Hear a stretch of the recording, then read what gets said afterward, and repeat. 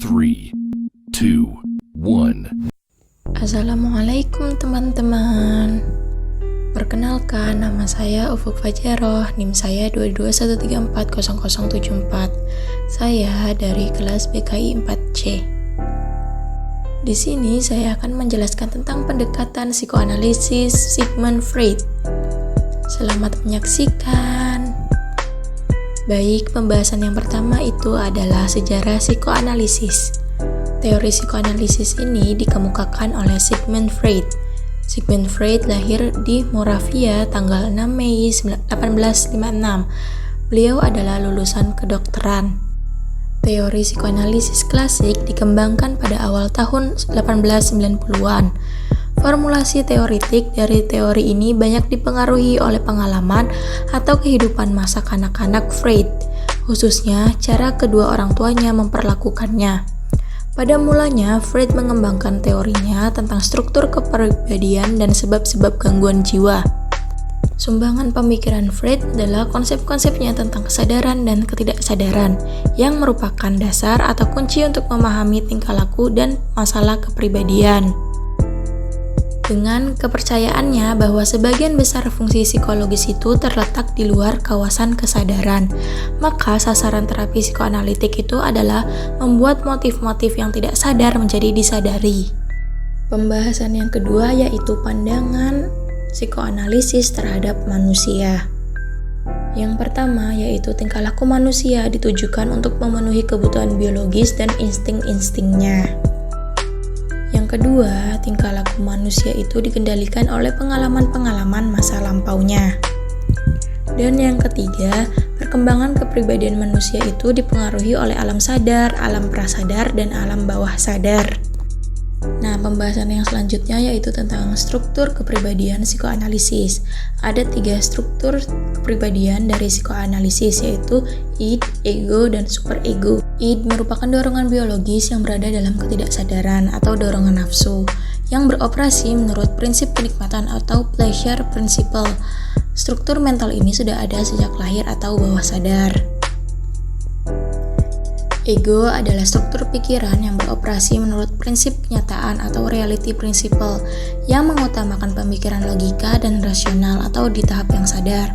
Ego timbul karena kebutuhan-kebutuhan organisme memerlukan transaksi-transaksi yang sesuai dengan dunia kenyataan yang objektif. Sedangkan superego itu merupakan struktur yang terbentuk dari komponen sosial dan moral. Struktur ini bertanggung jawab menentukan tingkah laku baik dan buruk. Contoh id, ego, dan superego. Ketika id saya bilang saya ingin membeli tas mewah karena modelnya sangat cantik dan sedang trendy sekali. Lalu superego saya memikirkannya karena saya seharusnya tidak menghabiskan begitu banyak uang hanya untuk membeli tas ini ketika saya bisa menabung dan mempergunakannya untuk kebutuhan yang lebih penting. Lalu ego saya bilang, saya akan menabung sebagian gaji saya untuk membeli tas ini jika saya masih menginginkannya. Pembahasan yang selanjutnya yaitu tentang mekanisme pertahanan diri. Mekanisme pertahanan diri adalah cara seseorang yang tanpa sadar mempertahankan atau memproteksi diri dari perasaan yang tidak nyaman, seperti stres dan rasa sakit yang lainnya. Ada beberapa macam mekanisme pertahanan diri. Yang pertama yaitu penyangkalan atau denial. Denial adalah menyangkal atau mengelak hal yang ada, sehingga ia lebih memilih menghindari situasi yang menyakitkan. Yang kedua ada proyeksi. Proyeksi adalah perasaan atau asumsi yang tidak nyaman di mana pola pikir cenderung berbalik dari yang sebenarnya. Yang ketiga adalah fiksasi. Fiksasi adalah menolak untuk menuju tahapan perkembangan selanjutnya dan tetap pada tahapan perkembangan saat ini yang dirasa lebih nyaman. Yang keempat ada regresi. Regresi terjadi ketika seseorang yang merasa terancam atau gelisah secara tidak sadar melakukan reaksi pelarian dengan cara yang sama ketika seseorang itu masih kecil. Yang kelima adalah rasionalisasi. Rasionalisasi di mana seseorang berusaha membenarkan kesalahan atau perasaan bersalah dirinya dengan sebuah gagasan atau fakta yang dia buat sendiri. Yang keenam adalah sublimasi. Sublimasi adalah ketika seseorang akan mengalihkan perasaan atau emosinya ke kegiatan-kegiatan yang positif. Contohnya journaling, membaca buku, menonton, dan lain-lain. Yang ketujuh adalah represi. Represi adalah menekan perasaan tidak nyaman ke alam bawah sadar. Misalnya ketika sedih, kamu akan berusaha sibuk kerja atau menonton hal-hal yang menurutmu lucu untuk menekan perasaan sedihmu itu. Dan yang terakhir adalah formasi reaksi. Formasi reaksi itu adalah melakukan perilaku yang berlawanan. Contohnya jika kamu sedang menyukai seseorang, kamu akan bersikap cuek terhadapnya. Pembahasan yang selanjutnya yaitu tujuan konseling psikoanalisis. Menurut Corey, pada tahun 2005, tujuan terapi psikoanalisis klasik adalah untuk membentuk kembali struktur karakter individu dengan cara merekonstruksi, membahas, menganalisa, dan menafsirkan kembali pengalaman-pengalaman masa lampau yang terjadi di masa kanak-kanaknya.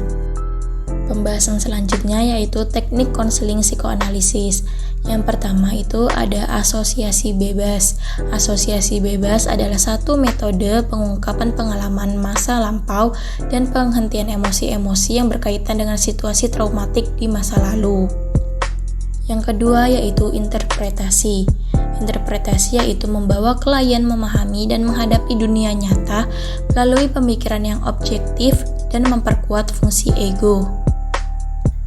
Dan yang ketiga itu ada transferensi. Transferensi itu mengarahkan perasaan-perasaan yang tertekan kepada konselor dengan mengandaikan konselor itu adalah sebuah subjek yang menyebabkan perasaannya tertekan. Sekian pembahasan dari saya, kurang lebihnya saya mohon maaf. Semoga bermanfaat. Terima kasih. Wassalamualaikum warahmatullahi wabarakatuh.